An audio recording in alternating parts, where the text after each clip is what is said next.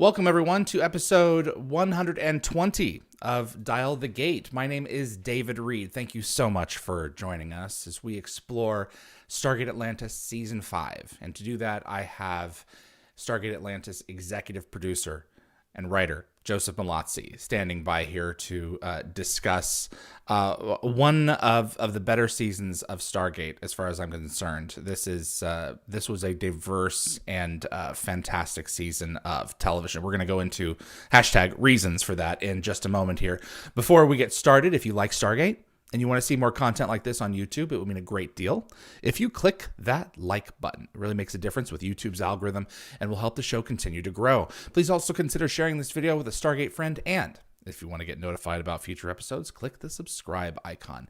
Giving the bell icon a tap will notify you the moment a new video drops, and you'll get my notifications of any last-minute guest changes. And clips from this live stream will be released over the course of the next several days on both the Dial the Gate and gateworld.net YouTube channels, but most prominently on gateworld.net. We will do clips later on as we move into a different phase, somewhere around springtime.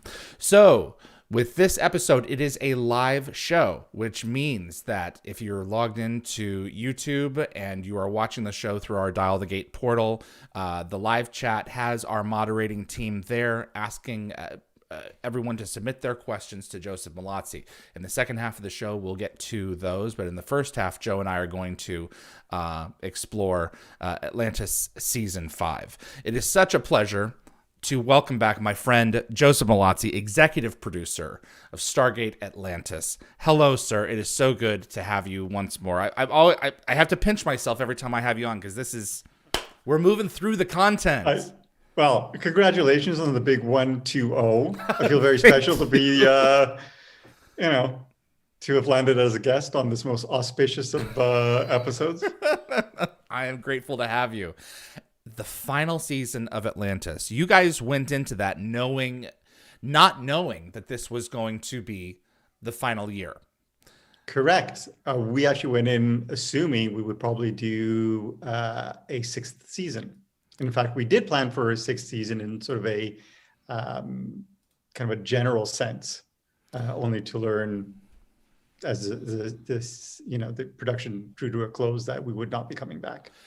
Were contracts drawn up for a sixth season before season 5 had started? I mean, there were contracts in place. Okay. I mean, just kind of standard contracts where, in general, if, cast and crew would get bumps with every pickup. Okay. Now, what moves were being made like behind the scenes to facilitate a sixth season? Were there just writing like story arcs that were being like gently molded? Was there anything in place to prepare for a season 6 that wasn't being necessarily in place for like a season 4 or a season 5 when the previous year was in operation? Or were you just doing what was normal at that point to set up the following season just in case? We were preparing just as though, okay, just as in any other season. I mean, we didn't really get that far down the road because, to be honest with you, we don't really plan for the next season until that season is done. And our season was not done. Having said that, one of the things that we did consider, and this was an idea that executive producer Robert Cooper threw our way, was we had been contracted to write an Atlantis movie, Stargate Extinction. And Rob suggested we should contact MGM and talk about maybe extending the season by 2 episodes so that we could shoot that movie within the production, engine, that we had established for this 5th season. And in the unlikely event we did not get a 6th season, then we could release the movie as a standalone, which was kind of, what was pitched to us. But if we did get a 6th season, then that movie could be the opening 2-parter for Atlantis' 6th season. And so that's something we pursued that really never gained traction, unfortunately. But in hindsight, I wish we kind of really pushed a lot harder because once I remember going down to set and letting the cast know that we weren't coming back for a fifth season. But I remember talking to sixth season. But I remember talking to Rachel Luttrell, who plays Taylor, and telling her what we had planned for the movie, and that it would be a Taylor-centric story. And sadly, that never came to pass. I mean, we wrote the script, but it was never produced. And this was, we have to keep in mind, at the point when DVD sales were all the rage. You guys, I think this year were looking at the performance of Arc and Truth, of Truth and Continuum, which my understanding was they did considerably well. They did do considerably well. However, between the time those DVDs were released, those direct to DVD movies were released, and we sent in our script for Stargate Extinction, the DVD market had died. Essentially, the bottom had fallen out, and MGM decided to shelf the production on the movie. Just absolutely crazy. This is the first time hearing that that Extinction was considered to be a bookend in terms of production for season 5. I guess fans would have been none the wiser if season 6 had gone on, and you guys, well, hey, we've got this thing ready to go. Let's slot it in. Yep. So, how would Taylor have been a central theme in season 6, if you don't mind me asking? Yeah, well, the story for Stargate Extinction, one of the things I should tell the fans is whenever I come in to do these live events, David tells me we're going to discuss season 5, and I don't plan anything. So basically, this is just off the top of my head. From what I recall from the script,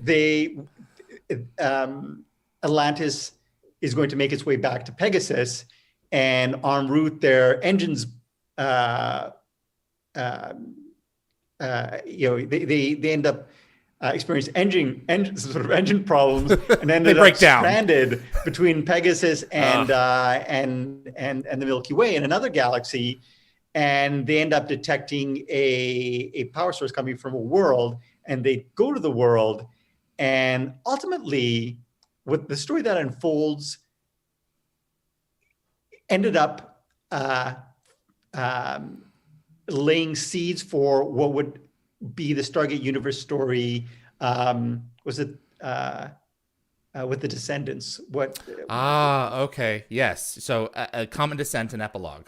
Common Descent, yes, an epilogue. Okay, so the time travel twist that was used in season 2 would have been the mechanism in. Yes. And so it was a lot of fun, and we would be dealing with the descendant of Taylor. So Rachel would have played 2 roles, and one of the things that really saddened me is it was such a great Todd episode as well, where basically you have the present day Todd who's locked up, who encounters a future version of himself who has designs on the planet and designs on Atlantis. And at the end of the episode of the movie, he's basically in a position of power. He's about to kill McKay, and our Todd steps in and saves him, and ends up turning the tables on his future self and saving Atlantis for his own ends. And then at the end,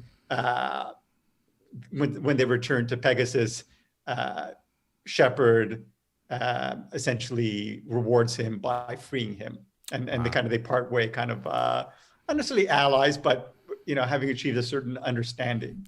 Yeah, because he's imprisoned at the end of the series. Yeah. That's pretty sweet, man. That was would have been great. Yep.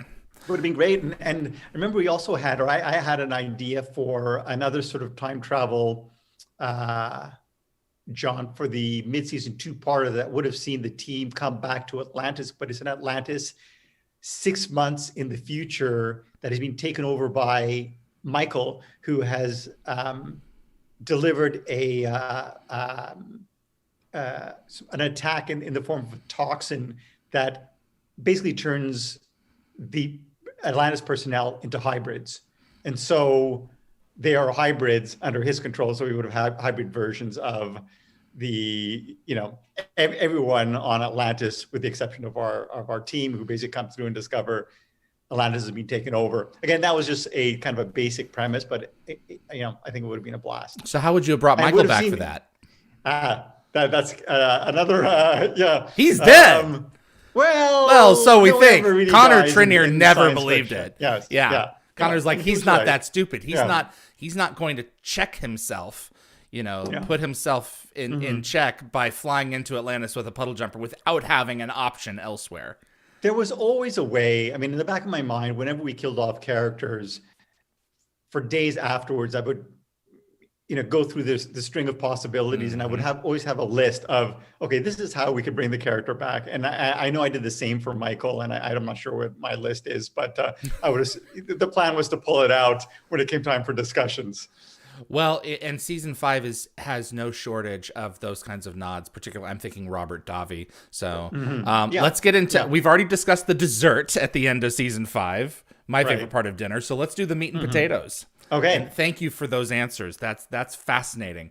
Season 5. Began production in 2008. It featured the departure of Samantha Carter as the base leader of Atlantis to bring in Richard Woolsey. I think at this point, that's when she was going to do Sanctuary. Is that? That is correct. Okay. Yes. Okay. Pretty bold move, bringing in a character that was not universally loved. I mean, not like in a McKay sort of way. It was different. He really is like a beer. I mean, I think regardless, everyone loves Robert Picardo, his performance. But this kind of energy, you introduced him in season 4 in The Last Man as kind of a future what if, and it ends up actually happening. Tell us about bringing Bob in. I always loved the Woolsey character, and one of the things I loved about Woolsey was obviously Bob's ability to convey a sense of warmth and vulnerability and even likability, despite the initial nature of the character. And he did that through humor, and it was in the writing, but it was also in the performance as well. And like Rodney McKay, Richard Woolsey was a character whose character arc, is remarkable in that you start off hating the character, and by the end of his run, you end up loving the character. And I have to admit, I mean, maybe because I have affinity for Bob, but I love the character. I loved writing for the character. And when Amanda said she couldn't come back for a 5th season, my mind immediately went to Bob, and I thought, how interesting would this be? Not only the dynamic, but the opportunity to really continue that rehabilitation for his character. And so we did that by leaning on the humor, and you saw little flashes of that where where he's holding Tayla's son, or he's setting up his office and he has a framed portrait of his Yorkie. That was your idea, wasn't it? Yeah, it was. Yes. And he's very much a fish out of water. And I remember reaching out to Bob and calling him and saying, hey, this is what we'd like to do. We'd like to bring and make him a series regular. And he was like, wow, I mean, I don't know what to say. He's like, can I discuss it? He was married at the time. I can discuss it with my wife and get back to you. And I was like, yep. And he came, he called back and he's like, yeah, okay, I would love to do it. And he's like, what's the next step? And, usually I would leave it to business affairs of the studio to handle it. And whenever I would do that, it would take honestly months for deals to close. Because they have to go through whatever they do. And, I missed your call and you missed my call and what's going on, and no one gets back to each other. So I actually ended up contacting our LA casting director, Paul Weber. And I said, I want you to reach out to Bob's team. And he's like, okay. And he called back like an hour later. He's like, okay, this is Bob's Bob's rate. Everyone has a rate. And I thought that Right. was fair. Great. Let's close the deal. We closed the deal. Bob called me back an hour. He's like, wow, that is the fastest I have ever, closed the deal. And I was like, welcome aboard. And that's how Bob Picardo ended up as the commander of the Atlantis expedition. Or actually, Richard Woolsey. Absolutely. Bob Picardo. Yeah. I love how it's almost like even Atlantis doesn't really like him there, because one of the undercurrents of the show is that, Atlantis is in some way alive. It's millions of years old. And it even shuts doors on him.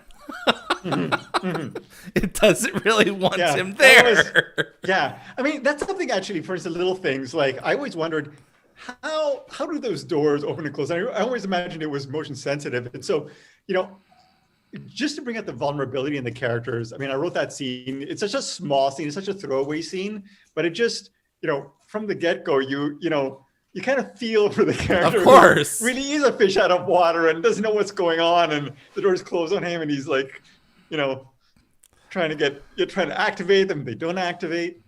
Are you a Simpsons fan? I am, or I was a long time ago. I haven't watched it. Do you remember when Bart sold his soul to Milhouse? I did not. I'm not familiar with that episode. Yeah, no. he sold his soul to Milhouse, and automatic doors would not open for him Ah, because he no longer had a soul. So I thought that I was thinking that in the episode. Oh, that was funny. Search and Rescue has a kind of 9/11 feel to it because of the rubble and the catastrophe. So the first episode is picking up where the last 5 minutes of Atlantis season 4 left off, with John Shepard from the future returning with knowledge, or from our present John Shepard having gone to the future, returning with knowledge, gets everyone locked under rubble. And Michael is on the way. Tell us about bringing this episode to life. The one thing that really stands out for me was that set, that enormous rubble. Was it 2 or 3 level set? It was just, insane. And shooting. There was Andy Makita directed the episode. And it was just that just honestly blew me away what our production team could do, the art department could put together.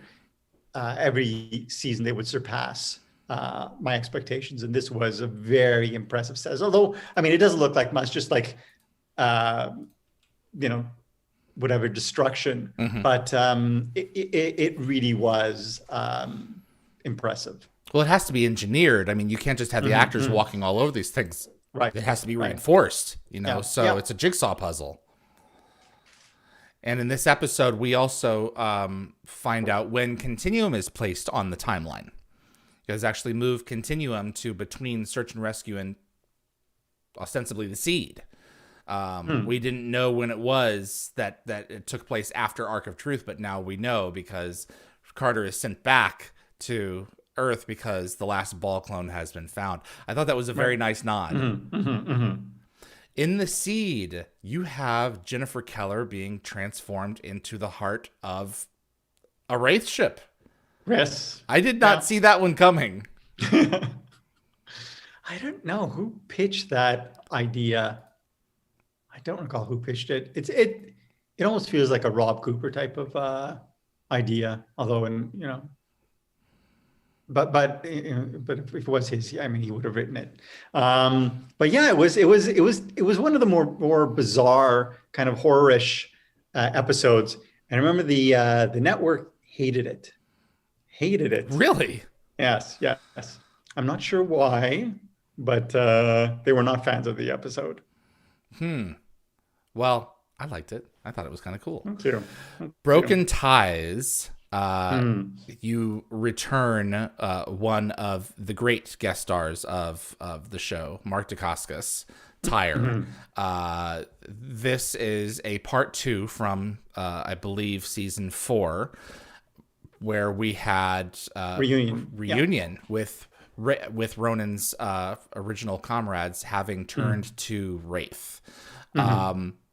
What was it like having Mark Dacascos on set and working with him alongside having him work into the script along with Jason Momoa as Ronan Dex? Mark is another guy that I just, another actor I'd love to work with. Very professional, very like just a super presence on set. So much so that the end, his character ends up sacrificing himself at episode's end, and I had crew members coming back, by going, "Do you have to kill him off? Is there a possibility he'll come back?" And this is sci-fi. Yeah, exactly. Now, one of the things that stands out about this episode was I recall between seasons, Jason really was the only cast member who would always come by and basically pitch me ideas for his character, and he'd be like, "I want Ronan to go dark side." And so that was kind of the inspiration for this episode. And between seasons, Jason was having issues with his dreadlocks. I was going to bring this up. Good for you. Yeah. So they were very heavy, and they're kind of taxing his scalp. So he was going to remove them. And I thought this was a great opportunity to lose the dreadlocks. And so I talked to him, and, you could cut them off. We could actually shoot them. Basically, after Ronan turns, he cuts off his dreadlocks. He's shaving his head. It's sort of like Kurtz in Apocalypse Now. Yeah. A very dark moment, and he loved it. And I wrote it into the first draft, and the network was like, no, we can't have Ronan without his dreadlocks. And it's like, what a missed opportunity. And if you look at Jason Momoa right now, he looks pretty fine, I think, without the dreadlocks. But we're used to it now. Yes, yeah. But then, so they're like, no, but he still didn't want the dreadlocks. And if they were making him uncomfortable, I was not going to let him, make him keep the dreadlocks. So we compromised and ended up creating a wig out of his actual hair, out of his dreadlocks. And they were, I don't know if it was, that it worked. It worked. I guess. Was it amazing? No. Did it work? Yes. It's fine. Yeah. So that's the strongest memory I have of that episode is Jason coming in, his pitch inspiring the episode, the opportunity to go dark side, the opportunity to write the loss of the dreadlocks into the script, and are being denied sadly by the network, and having to make do with the wig. The Wraith enzyme was really used over the course of this show as an opportunity to explore habitual recreational drug abuse. And in this case, it is something that makes you genuinely more powerful. And coming off of it is, it's not easy. You did this with... I have to say, that was probably the greatest Jason Momoa performance I've ever seen. Him coming down, just this entire episode, he is fantastic, and he shows a lot of range, and it just shows what he is capable of. I agree. The Daedalus Variations. I love these stories that don't have an explanation for their impetus, where we are just a longer line in a chain of scenarios that we're just the next one on the list. A Daedalus from somewhere else arrives, and our team goes for the ride, and we discover what's causing it, but we don't ever discover really, we don't like get the technology for ourselves. We're just kind of snatched away on a moving train. A true standalone episode. We present a theoretically plausible sci-fi idea, and we use that as our door in and ultimately our door out. And as you said, it's one of those episodes where we jump on for the ride and we jump off, and the train keeps rolling without us. It's one of those where, it doesn't have a definitive necessarily starting point or ending point except in our own reality. And we have to recognize that in the universe, there are broader consequences that just tick along without us. And I think Yeah. it's good for episodes like this because for us to have episodes like this because it reinforces that we really are very small in the universe and not everything is buttoned up at the end because it's a sci-fi series written by a bunch of guys and gals in Vancouver on Earth. That's why. Yeah, that's exactly why. That sums up a perfect why I love the episode. All the same, I'm actually surprised by how many fans really love this episode. They really loved the episode. They really wanted more of the aliens that we introduced in these episodes. They were actually very cool looking aliens. And who knows, if we'd done season 6, maybe there might have been an opportunity to bring them in at some point. But yeah, I mean, I'm always, generally surprised by what episodes land and what episodes don't. The ones that invite you to open your mind a little bit more beyond what you're normally comfortable with are the ones that get me. And it's like, what if, I love that. What if, what if the first time that we went to Atlantis was not actually the first time? What the first time happened? We failed, which was an idea you submitted to Carl Binder. And I think it was. I think Carl said that story nugget came from you, the time travel twist in Before I Sleep. Oh, it's possible. I don't know. I mean, to be fair, when we were in that room, we would all throw out ideas. Okay. And the person who wrote the script was not always the person who came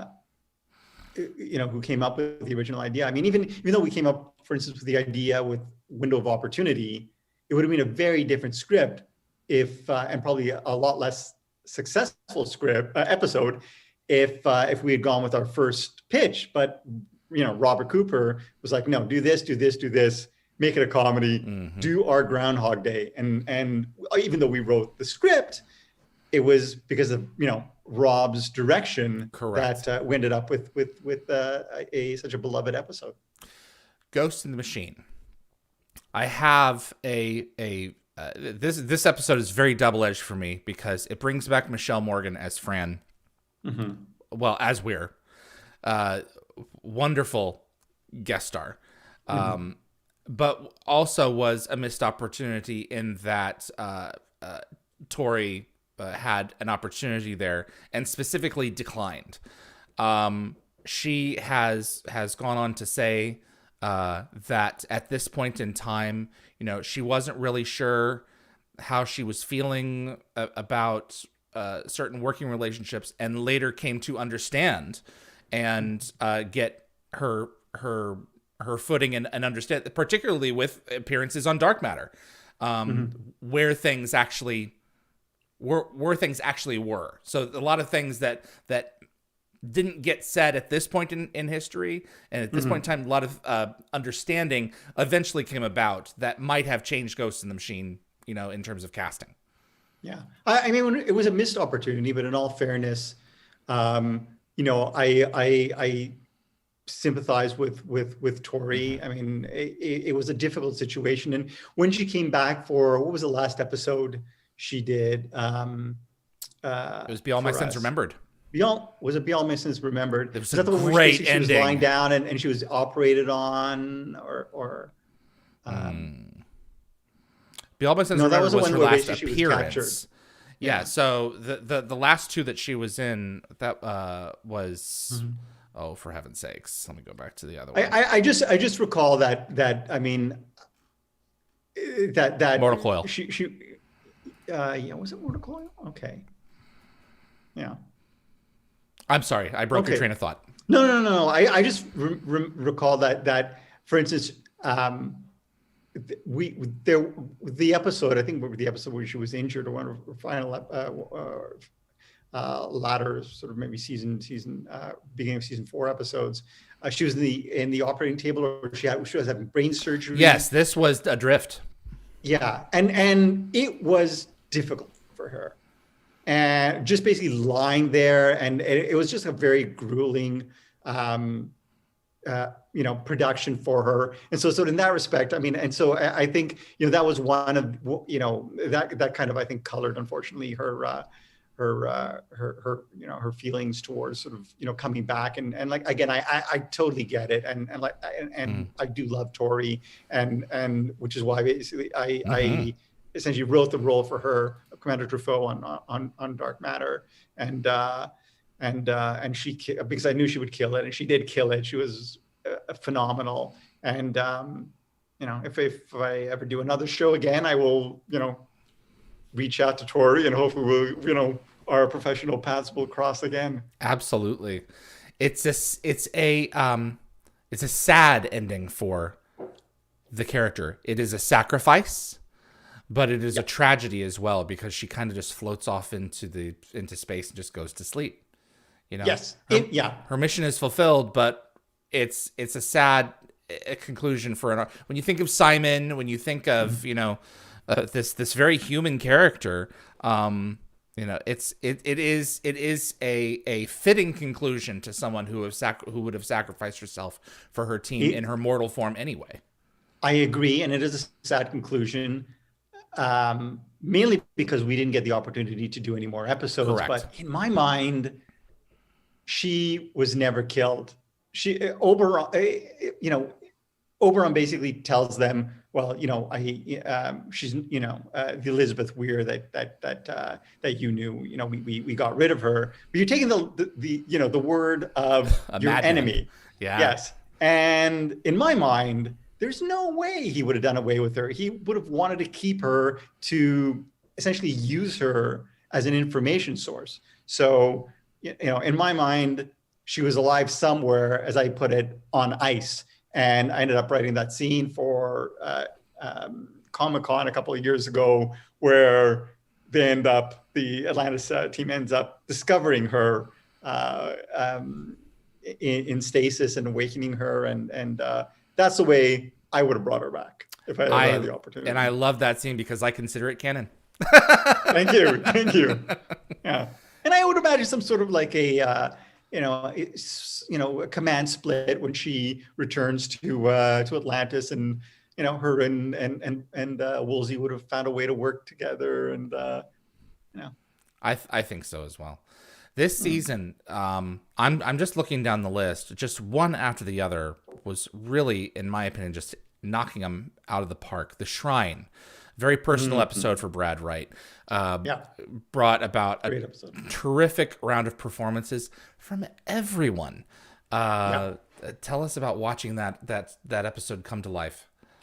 Yeah, I mean, that episode really came together well, and Brad wrote a phenomenal script, really heartfelt script. And I ended up doing a Stargate, was it like kind of a March Madness setup where I 64 of the top episodes faced off, and I think Shrine ended up making it to the top 4, if not the top 2 episodes of the entire franchise. So kudos to Brad, and kudos to everyone involved in that episode. Wow, absolutely. Yeah, it's the scene on the pier between Rodney and John is largely touted as the best scene between those two characters in the story. There are arguments as to who Rodney was closest to. Carson, was basically considered to be his best friend because it was spoken on dialogue. At that point, I think it was John. I think that those two were, even though they were polar opposites in terms of personality, they had each other's. Well, and John had a special relationship, obviously, with Ronan. They were brothers, but there was something about the Rodney Shepard dynamic that just worked. Yeah, and this episode and that scene certainly cemented it. I understand they were actually drinking beer. It's possible. It was. Whispers. Yes. Oh, man. That was a technically challenging episode. Yeah. Ultimately, it didn't really come together as quite like I had hoped. I mean, no way. Really? Yeah. I mean, yeah. It was, it was just tough for many number of reasons. I remember, we tried smoking an entire set, and everyone ended up getting headaches. And so, we couldn't do that. So we ended up tenting certain areas.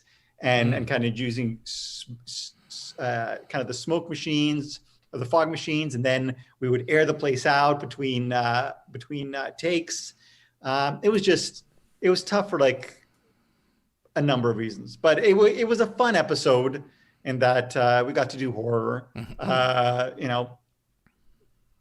The cast was great, but I do love me some Paul McGillion, and he was fantastic in this episode.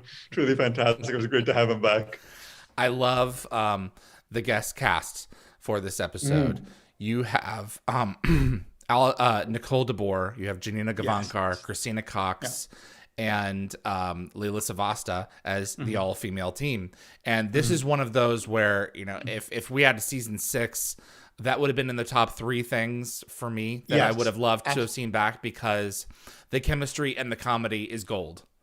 It would have been one of the top 3 things I would have done in season 6, is bring back that team. And Allison Porter, Nicole DeBoer's character, a possible nod. Love interest for her. Yeah.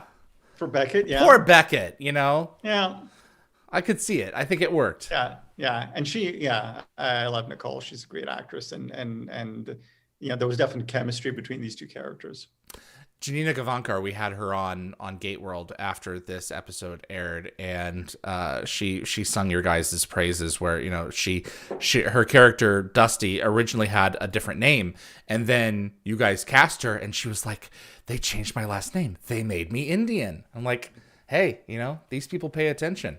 So they want to make they want to make the show as believable as possible. And Dusty was just one of my favorites, with just her up on the second story balcony, ready to take someone out, and she gets out a pack of gum, and she's like, "This is just another afternoon at the office." Yeah, she was a fun character. I loved her character, and Janina was great. And I mean, she's gone on to do great things. Oh my gosh, gosh, a bunch of network shows. Yeah. She's released at least a few singles as well. She sings. She does it all. I've been trying to get in touch with her to do this show. I want to have the 4 of them back for a commentary.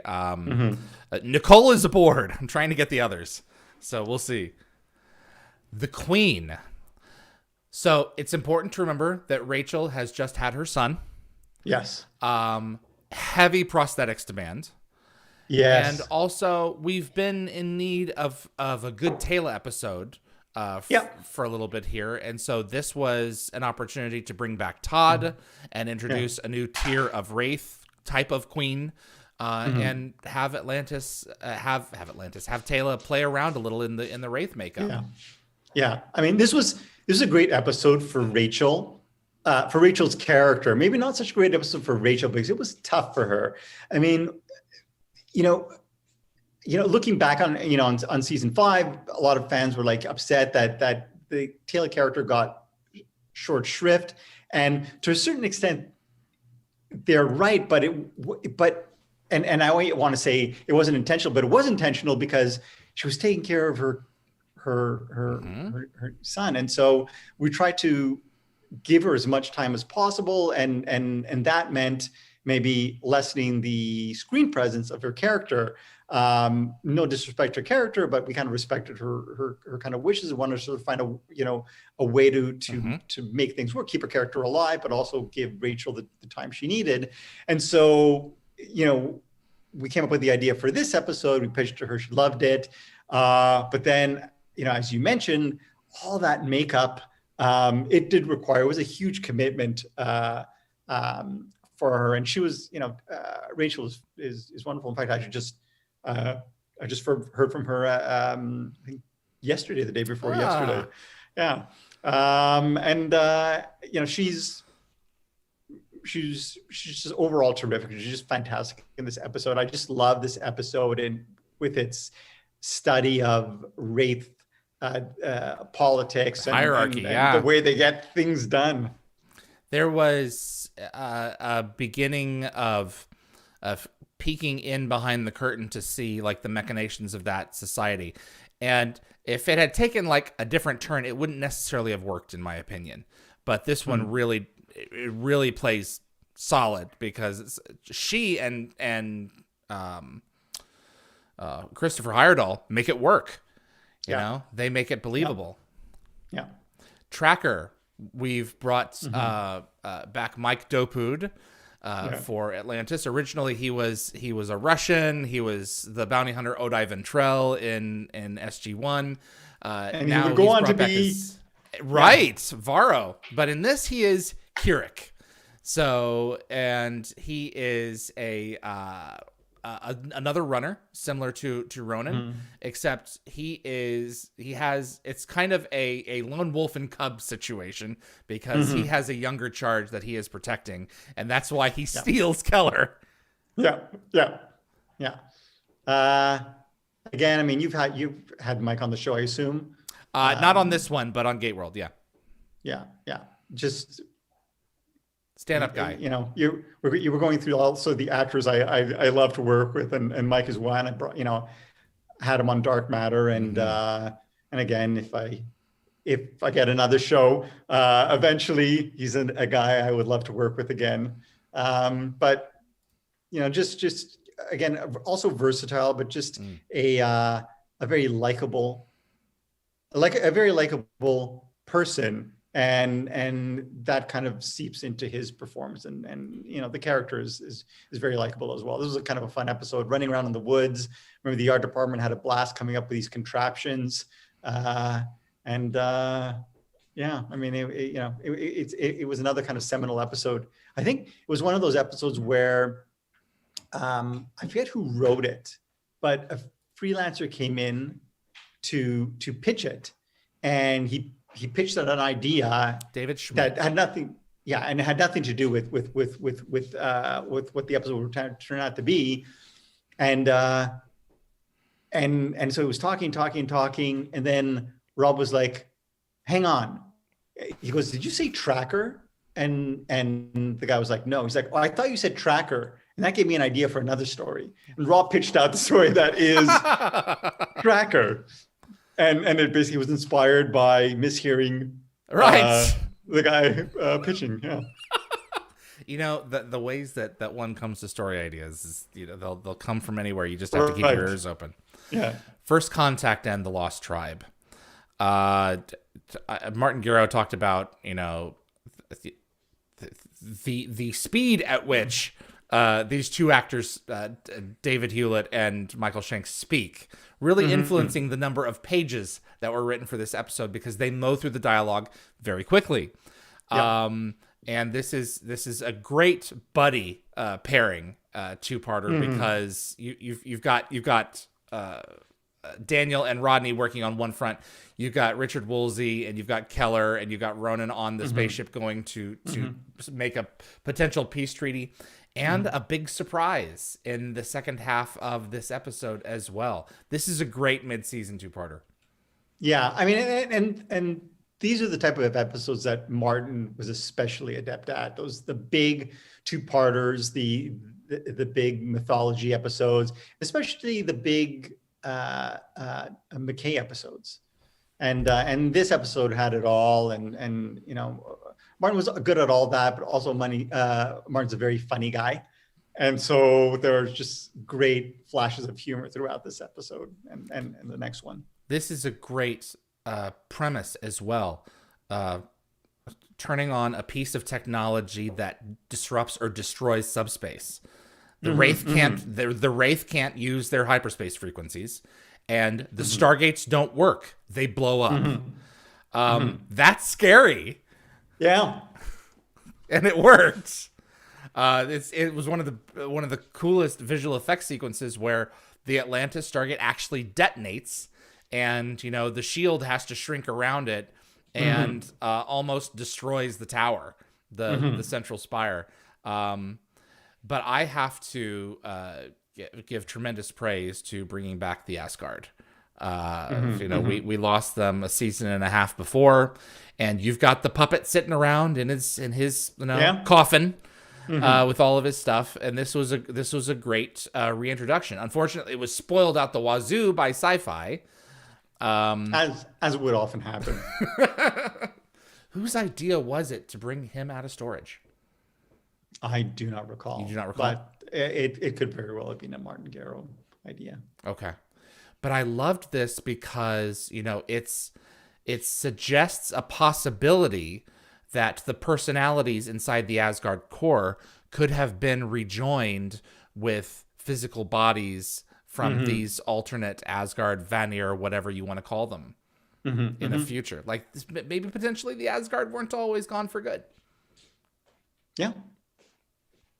As outsiders, we have Beckett back once again. He's apparently out in the Pegasus Galaxy doing his thing.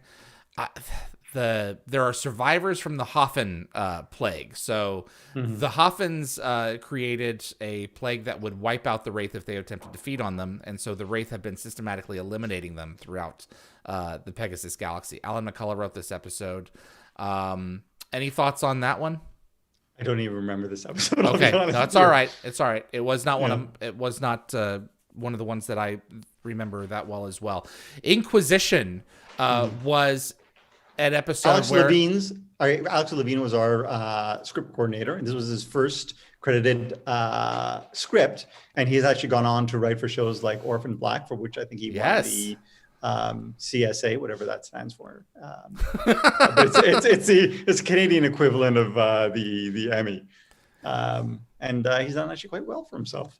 This is this a was great his first story idea, and it's one that had been bantered about in Stargate before, but it had been bantered about because as a result of fans' criticism about the Atlantis expedition and the fact that they are responsible for opening up the can of worms that are the Wraith, and so we thought, hey, why don't we write an episode that addresses it? And it's a great episode, and we get to see Woolsey in action in his element. And he at the end of it, it kind of gets away a little slippery. He has to maneuver some people into letting Atlantis off. So this was an interesting one where it's like, we are guilty. We kind of do get away with it, but because of, reasons. So it was an interesting ending. And I love the scene of him and Shepard on the balcony with the cigars, like, whew, that was a close one. Yeah. Let's smoke. Yeah. The Prodigal. Oh, man. Michael comes to Atlantis to, his obsession with Taylor goes one step too far in this one.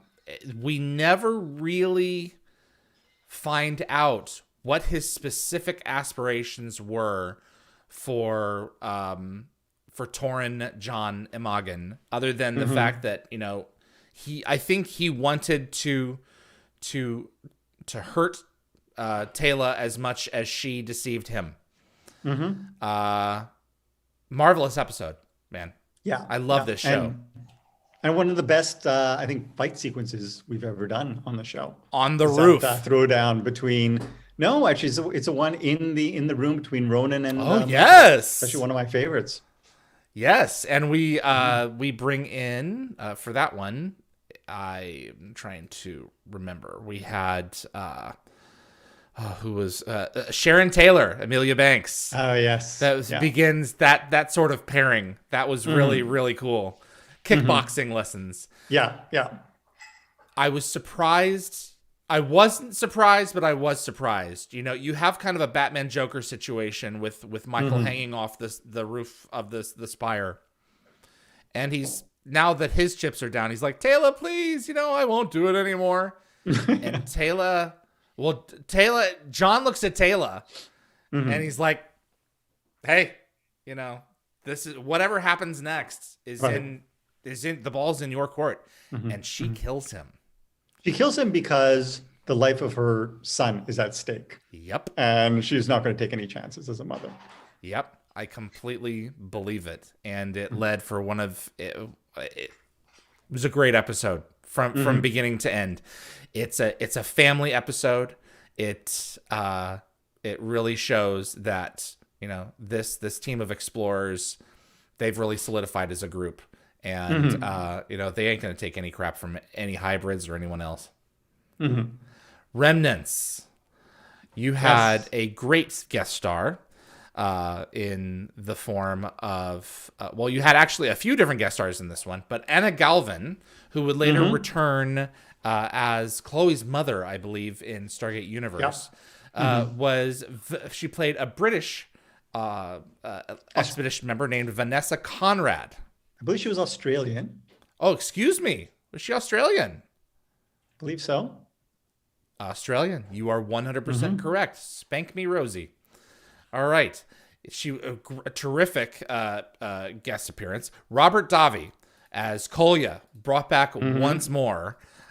Because we don't know what's going on here. We know that he's dead, and yet he's taking hunks off of our heroes. Yes. Yeah. This is actually one of my favorite episodes. When I look back on the franchise, if I was to like name my top 5 episodes, this is one of my top 5, just because it has everything I love in an episode. I love writing about. I like to juggle different storylines, seemingly unrelated storylines, and find a way to dovetail them at the end. And this episode allows me to do it. And it's also one of those episodes where you don't really know what's going on. And as the episode progresses, things grow increasingly more bizarre to the point where you actually cut off John Shepard's hand. And, at that point, I mean, it's not as bad as killing someone. When you kill someone, then everybody automatically thinks, oh, it's we're used to that, time travel or something. But when you just cut off someone's head, and it's terrible, but in the back of your head, you could possibly be thinking, holy crap, is John Shepard just, the character not going to have a hand that could stick moving forward? Yeah. I mean, in shows like Game of Thrones, it did in fact stick. But in this one, because he holds up his stump, and I'm like, oh man, and a fighter, that's one of his methods of defense. Almost like a piano player or a doctor. That was a good scene. I remember writing the episode, and that was the act out where Kolya just winds up and comes down. And I just thought, man, I would just love to know what is going through a viewer's head as they go to commercial and have to wait, what is it, a minute and a half to 2 to find out what the hell happened. One thing I do remember at this episode is Robert Cooper coming into my office and saying, you're just torturing Shepard too much, just because he gets beaten, he gets his hand cut off, and his life sucked out of him repeatedly. And Robert just said, it's too gruesome. It's too much. Yeah. And you just said, I want to do it? Or did you have to kind of massage it? No. I mean, I wrote what I wrote, and good.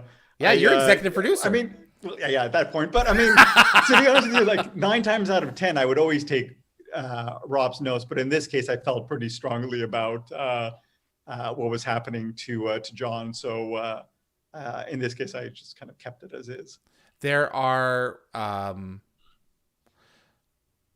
you take risks maiming your hero, and or diminishing them in any kind of real capacity, and it's one of those situations where I think that it paid off in spades, not because it's undone at the end, but we see him.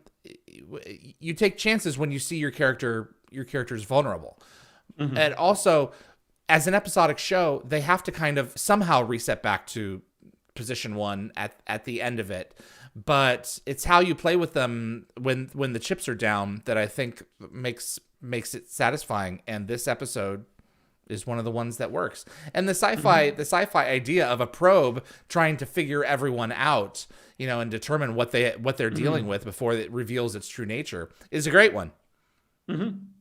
I love the look of the Sakari as well at the end. I think we want to do something alien, very alien. Right. So, says, you know what, Rodney, let me show you what I really look like. Yeah.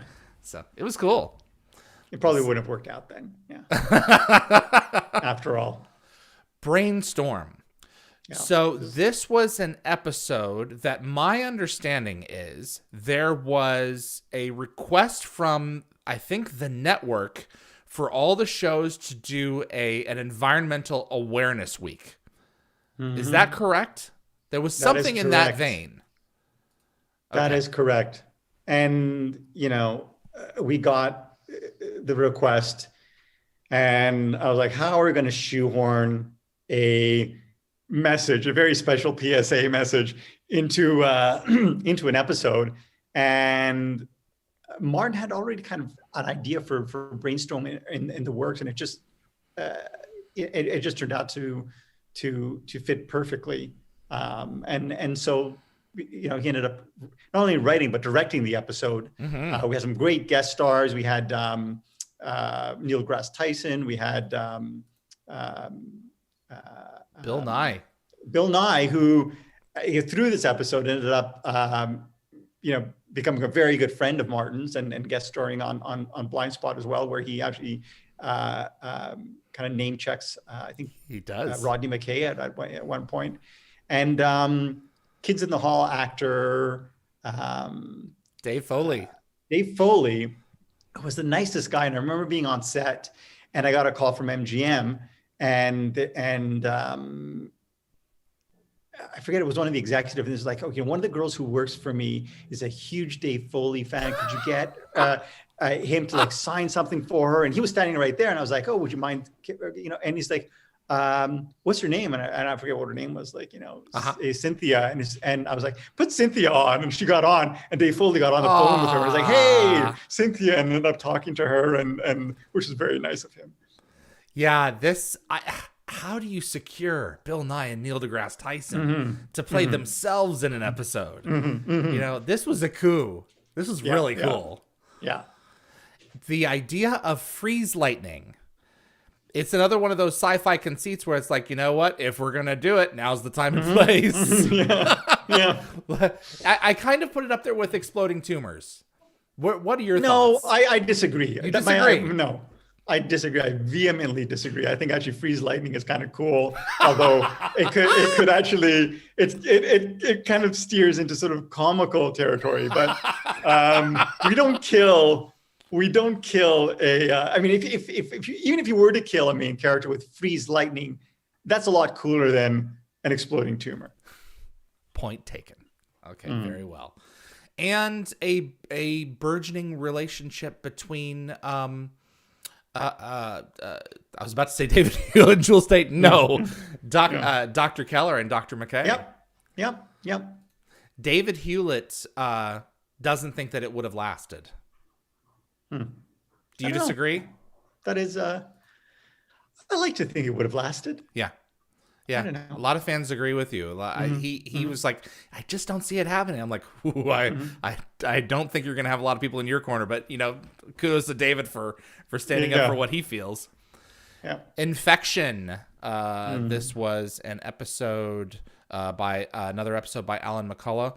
Todd's hive ship shows up over Atlantis. I think he has also another ZPM in his possession. We see what the Wraith drones look like when they're being born. That was creepy. Any thoughts on this one? This is another one that I wasn't expecting to go through every episode of season 5. I apologize. No, usually it's your fault. You did it in season 4. You were moving through, and I'm like, oh, okay. Yeah, I mean, sadly, no, I don't remember that much about this episode. Understood. Identity. Keller is taken over. The communication stones come back for this episode. Dawn Olivieri plays Neva Castle, a murderer who just starts stabbing people on Atlantis. I remember for Zelenka. Yeah. Yes. And now Keller's put in the body of a murderer, and what do you do? And I remember the ending of this episode and how it was very nearly Keller who got on the chopping block. And it's a fitting, arguably a very fitting ending for such a rag of a human being. Yeah. And, I remember some of the feedback we got from this episode was outrage that the executioner was killed. It was like, well, he's just some guy trying to do his job, and then he gets shot. Oh, jeez. I didn't hear this. Okay. Vegas. Vegas, yeah. Man. So this was another fan favorite. Yes, a Robert Cooper joint. Yeah. Went to Vegas. Neil Jackson is brought in Yeah. who was previously Anubis's son in SG1. And you guys went on location. Did you end up going to Las Vegas for this I one? did not. You did not? I did not. Okay. What did you think of this episode? I think it's one of the best episodes we've ever done in the franchise. Very memorable, very, very different. Yet at the same time, I mean, that's what you want with one of these kind of parallel universe episodes. It just allows you to explore a completely different genre. In this case, sort of the police procedural with the sci-fi slant. Sci-fi is all genres. It's embodied with this episode. And it works. Yeah. And it leads into our series finale, which is... We did not know. Yeah, we did not know it was going to be our series finale until, right at the very end. We at least we thought that we would have the opportunity to maybe make the movie because we had kind of that script, that Stargate Extinction script, in hand. But alas, it was not to be. When the episode was in production, did you know at that point, or did the information come later that the show was? No, I'm trying to remember the timeline. While it was in production. I don't remember the timeline. I don't remember the episode, but I remember we were in production because I got word and I ended up going down to the cast and breaking the news to them. Okay. This episode has a breakneck speed. There is so much happening inside of it, and it doesn't let up until the very end when we're staring at San Francisco Bay. It's action. It's full of action. It's regularly rated as one of the best episodes of the show. When the Blu-rays were being put out for the special for Atlantis, Rising and Enemy at the Gate were the two episodes that were put on that disc, and it brings back Todd and allows us to play with the idea of the Wraith finally reaching Earth, which I think was, it was something that was teased about for a long time. And I'm glad we finally got to see them executing it. I think it was important for it to do so. And a hive ship that was like 3 or 4 times the size of a normal one. This thing was buff. Was it a satisfying ending in your opinion? Yeah, I mean, as far as endings go, I think it was satisfying in that it kind of plays like a series finale, even though that really wasn't the intent when we were writing it. Although it does leave some questions regarding Tayla and Ronan and Todd, and if not, Atlantis as a whole, city of Atlantis, where would it go from there in those final closing moments? But just that final shot of everyone on the balcony is a great one, I think. It's a solid season of episodes, and a solid way to finish the first SG1 spinoff. It's quite the show, and I'm glad that you guys got to do the 5 seasons that you did, which is, I mean, it's a great run by any standard, especially today. Nowadays, 100 episodes. 100 episodes, for sure. Let's go to some viewer questions. Fantastic. Gary Jordan wanted to know your thoughts on Stargate Origins, and also if it's possible to see Suji. I never saw Stargate Origins. You did not. And I did not. So I cannot pass judgment on that. And hang on just a sec. He's going to fetch the dog for Gary Jordan. Oh, she has stopped walking, so we got her a special new wheelchair. And Akemi gives her this soup that is like heavy turmeric based. So you notice she's all yellow here because she ends up putting half her face in the bowl, and it ends up staining her fur. How old is she now? Right. She's going to be 17 May 5th.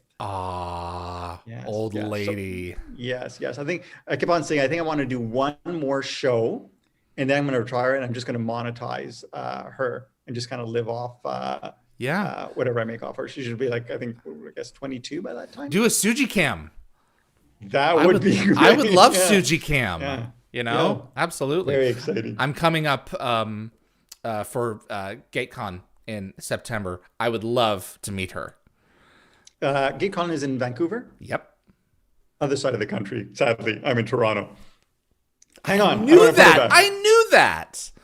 Why am I? Oh, for gosh sakes. I forgot he was in Toronto. Why am I? You're absolutely right. It's in September. It's funny because you can be excused. I remember when some MGM executives came up to visit us in Vancouver, and they were like, "Hey, we're thinking of doing like a short kind of spend a night in Toronto and then come back to Vancouver. Do you think we can do that?" And I was like, "Sure." I mean, would you, if you were visiting LA, would you pop over to New York for a night and come back? I don't think so, but I mean, it's possible. Yeah, right? Jeez. Teresa MC. If there had been a season 6, would Zelenka, Lauren, and Banks have had an episode featuring them? I'm not sure if there would be an episode featuring them, but certainly they would have played a large part in whatever we have planned for season 6. Judy Wilder, this is interesting. Please ask why in the final episode, when they asked Taylor if she was willing to leave Pegasus, why she expressed no regrets about leaving her baby behind. The baby was in Atlantis, wasn't it?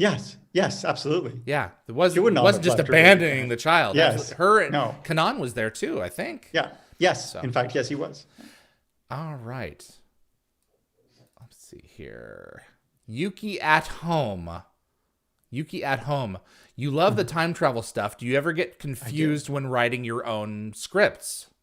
I do not, because by the time I sit down to write the script, the logic and structure are bulletproof. So we discuss, we come up with the idea, then we discuss it internally, and we had someone like Paul, my former writing partner, who would be Mr. Logic, and he would go through the logic, of every twist and turn with a fine-tooth comb. And then we would write the outline. We would outline the episode, and everyone would read it. And if there were any holes in the story or the mechanics of the time travel, someone would punch a hole through them, and I would have to find a way to sort of patch up that hole. But very rarely, and then by the time it got time to write the script, it was theoretically solid. I always say theoretically solid. There are always, I mean, you guys are only human. So, but it's one of those logic puzzles where you have to work it backwards just to make sure that it's solid. Yeah. So it's one of those where, if you're going to use time travel, I think that those are the stories that you really have to go in bulletproof. Otherwise they just don't. That's one of my issues with Endgame. The Marvel film. There's an issue with Captain America trying to find. Did you see Endgame? I did. Okay. The original Captain America comes back to our reality, even though he had lived out his life in another reality or something. And I was like, how did that work? And I went online, and there was a video that was a half an hour long explaining. I'm like, that's too much. If you have to spend a half an hour explaining that, no way. Oh gosh. Yuki at home also wanted to know which episode in season 5 was the hardest to name, and was there a process to name episodes? That's a question I've never asked. That's a good one. Yeah, no. I mean, the writer of the episode usually came up with the episode title, and some just came easier than others. I personally hated coming up with episode titles. Really? To be honest with you, I think all of the writers hated coming up with episode titles.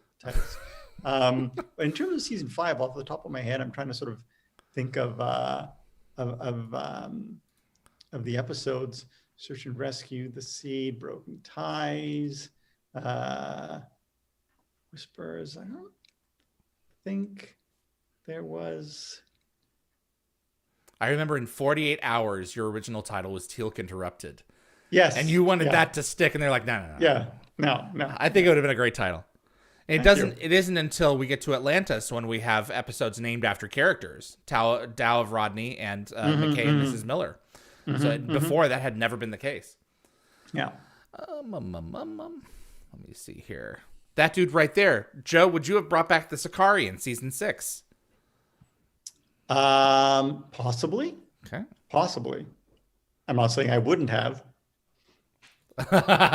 William Aarons, why wasn't a more recurring role found for an actor like Dopud in SG-1 or SGA? He got his comeuppance in SGU.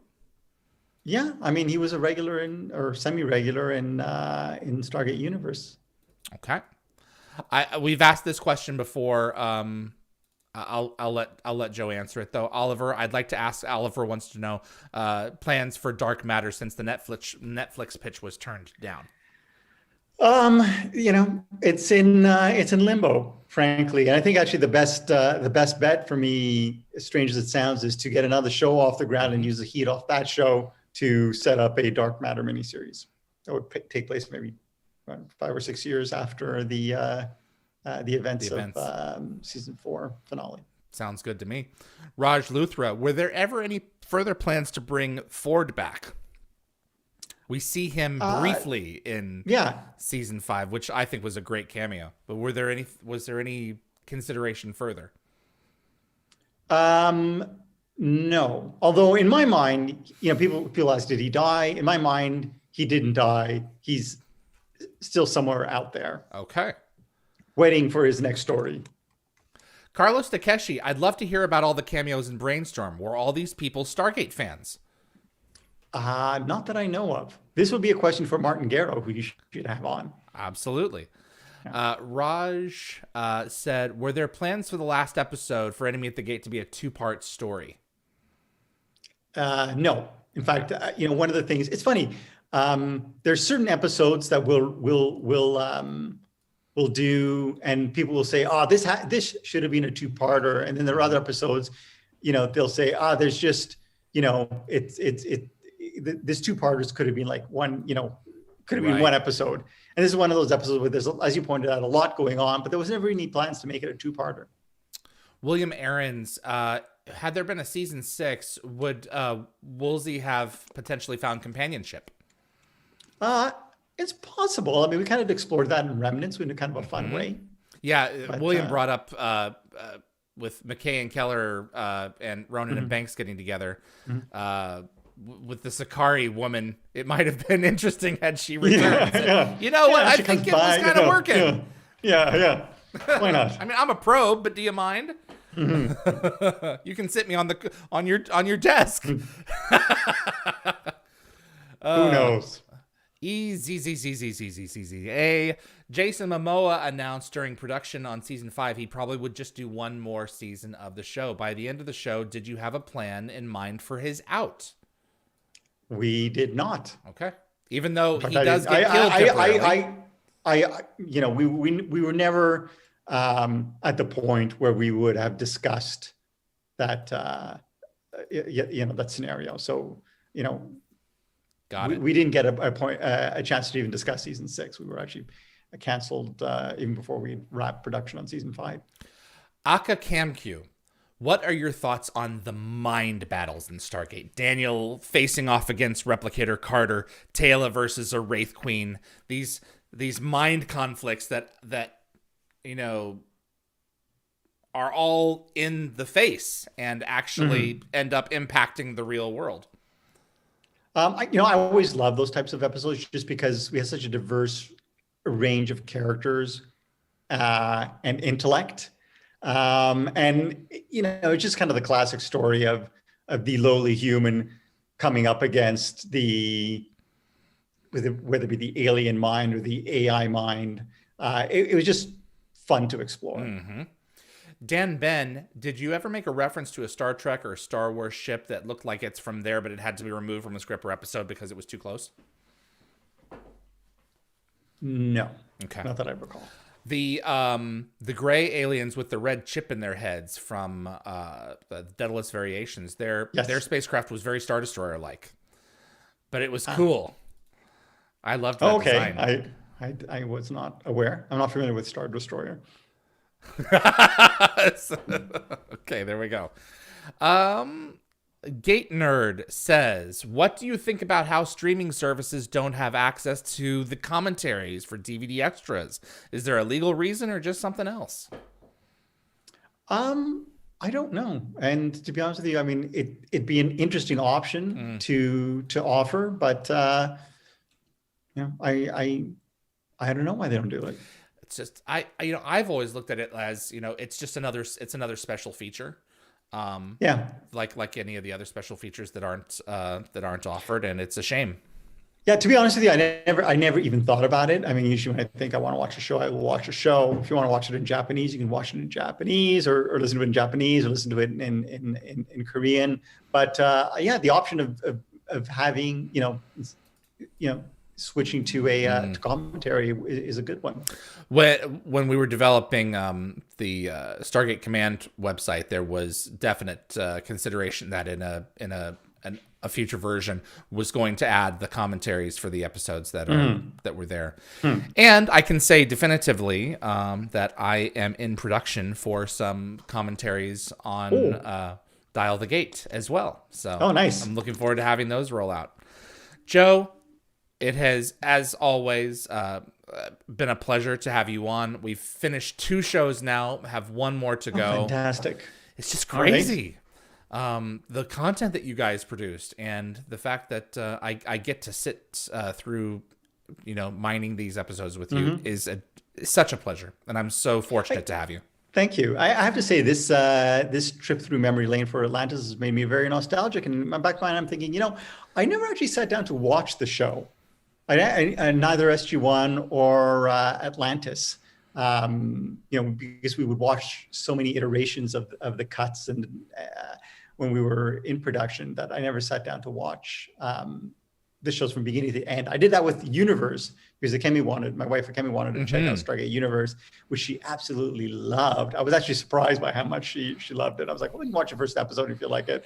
And every night we were watching. She hooked onto it. Well, that's cool. She was heartbroken that it was canceled. Yeah. I'm right there with her. That last 15 minutes of that series, and we'll get to it when it comes to it. But yeah.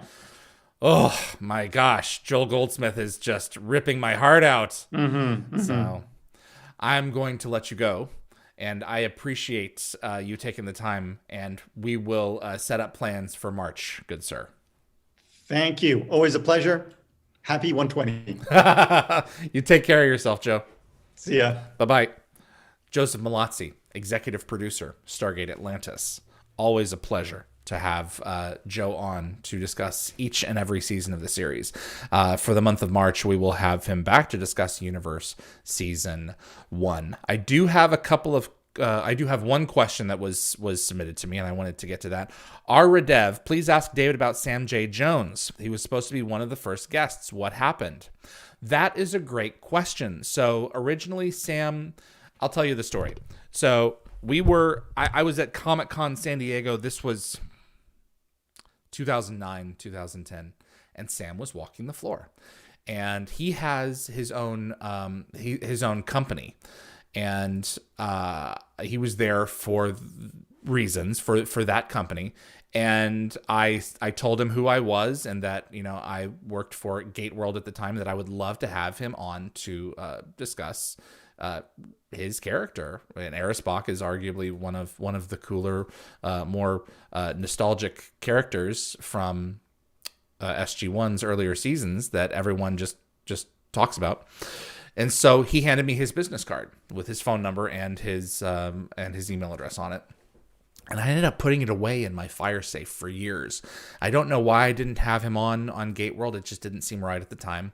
But when I started doing this show, I was like, what? I would love to have him back, or have him on the show to discuss Eris Bach and this one-off character that he created. And so I emailed him, and he said, I'm in the middle of X, Y, and Z right now, but when that is over with, I will come on and I will do the show. And so when we originally did the lineup of the initial guests, there were 30 of them. I put him on that list, and I have since tried to reach out to him I think 3 separate times, and I've gotten some response from him here and there, but I just haven't been able to make the connection. And it's one of those that's really like, oh, I would love to sit down with this guy and talk with him for 45 minutes. But we haven't been able to make it work yet. And I apologize for that, because I announced him as a guest, and I haven't been able to follow through with that promise, and that is my fault. So It's on my list. Let me just put it that way. Okay. Merchandise. We create t-shirts for Dial the Gate.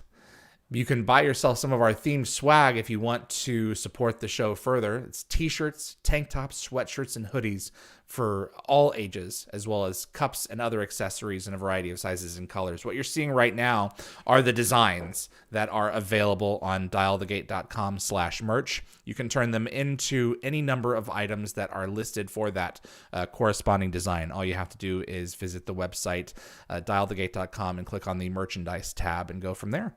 And thanks so much for your support. That's me and my artistic, the artistic side of me trying out some designs. I need to go in there and make a couple more. I've had a few more on the brain.